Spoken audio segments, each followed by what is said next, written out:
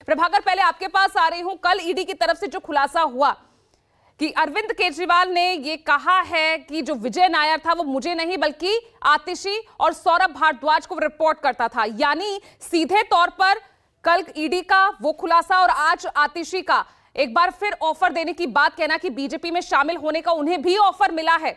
तो ऐसे में ये मामला सीधे तौर पर प्रभाकर सिर्फ सीएम की गिरफ्तारी तक ही थमता नजर नहीं आ रहा, बात दूर तक जाती हुई नजर आ रही है।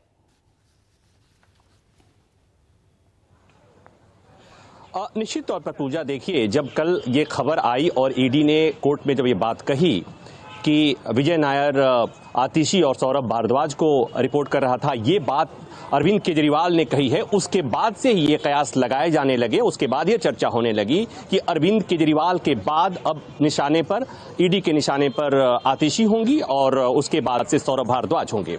और उसके बाद जो आज आतिशी ने जो प्रेस कॉन्फ्रेंस करके कहा है, निश्चित तौर पर एप्रीहेंशन है और उसकी वजह भी है। इस आशंका की वजह है, आशंका की वजह यह है कि आतिशी, ये पूरा जो मामला है शराब नीति घोटाले, कथित घोटाले का जो मामला है, इसके तार गोवा विधानसभा से जुड़े हुए हैं।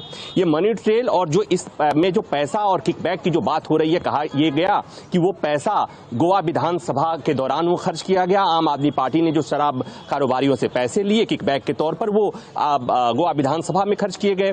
और जब गोवा विधानसभा चुनाव हो रहा था, उस समय आम आदमी पार्टी से आतिशी चुनाव प्रभारी थी गोवा विधानसभा के चुनाव के। और दूसरी महत्वपूर्ण बात ये कि गोवा विधानसभा चुनाव के दौरान आम आदमी पार्टी के जो 4 उम्मीदवार थे, उन्होंने, जो ईडी ने बताया है कि उन्होंने बयान दिया है, एक्सक्लूसिव बयान दिया है ईडी को, और उसमें बताया गया है कि उन्हें चुनाव लड़ने के लिए दिल्ली कार्यालय से पैसे दिए गए और कैश पैसे दिए गए।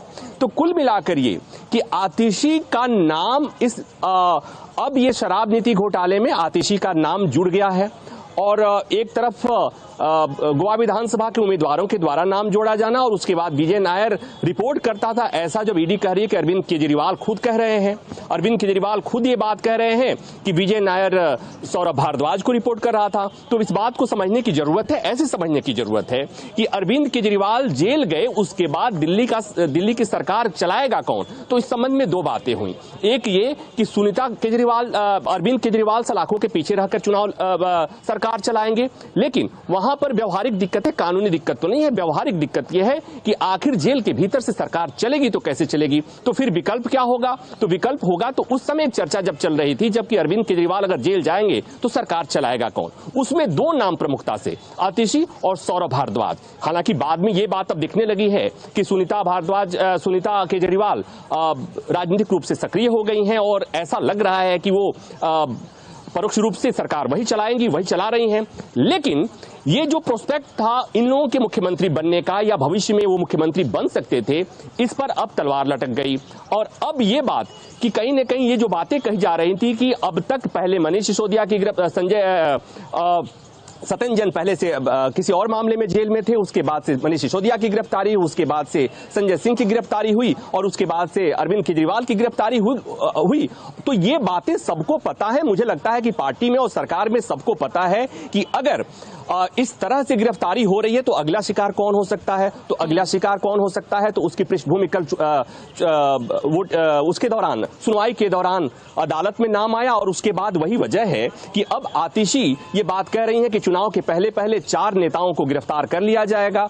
और ये हो गई उनके एक्विजिशन और आरोप की बात। दूसरा, ईडी ने जो बातें, जो तथ्य मैंने अभी बताया कि ईडी ने जो बातें बताई हैं और ईडी के पूछताछ में और जो चीजें आई हैं, वो भी सजेस्ट कर रही हैं कि अब जांच को आगे अगर बढ़ाएंगे तो अगला शिकार आतिशी होंगे, सौरभ भारद्वाज होंगे। दुर्गेश का पहले से नाम इसमें आया हुआ है, राघव चड्ढा का नाम अगर आतिशी कह रही है, तो अभी तक मुझे नहीं समझ में आया कि इस मामले में राघव चड्ढा का नाम अभी तक मुझे डिस्टेंटली दिखा नहीं है, आया हुआ नहीं दिख रहा है। लेकिन ये पूर्वानुमान आतिशी कर रही हैं। और एक बात मैं और भी जोड़ दूं कि अरविंद केजरीवाल और आम आदमी पार्टी के वरिष्ठ नेताओं ने जिन जिन लोगों के लिए कहा कि वो गिरफ्तार होंगे, वो गिरफ्तार हो रहे हैं, वो हुए हैं। तो अब ऐसे भी मुझे इसका मतलब ये मैं समझ सकता हूं, आप हमारे दर्शक भी समझ सकते हैं कि इसका मतलब कि आम आदमी पार्टी के नेताओं को ये पता है कि अगली गिरफ्तारी किसकी होगी। अब ये बात और है कि उसे जो जिस ढंग से कहा जा रहा है कि गिरफ्तारी इसलिए हो गई, जैसा आतिशी ने कहा कि उन्हें ऑफर किया गया कि आप बीजेपी ज्वाइन कर लीजिए, नहीं तो आप गिरफ्तार होंगी। तो ये आरोप प्रत्यारोप की बात है, लेकिन कानूनी स्थिति क्या है और अदालत में सुनवाई के दौरान क्या बातें हुई वो मैंने आपको बता दिया। ठीक है।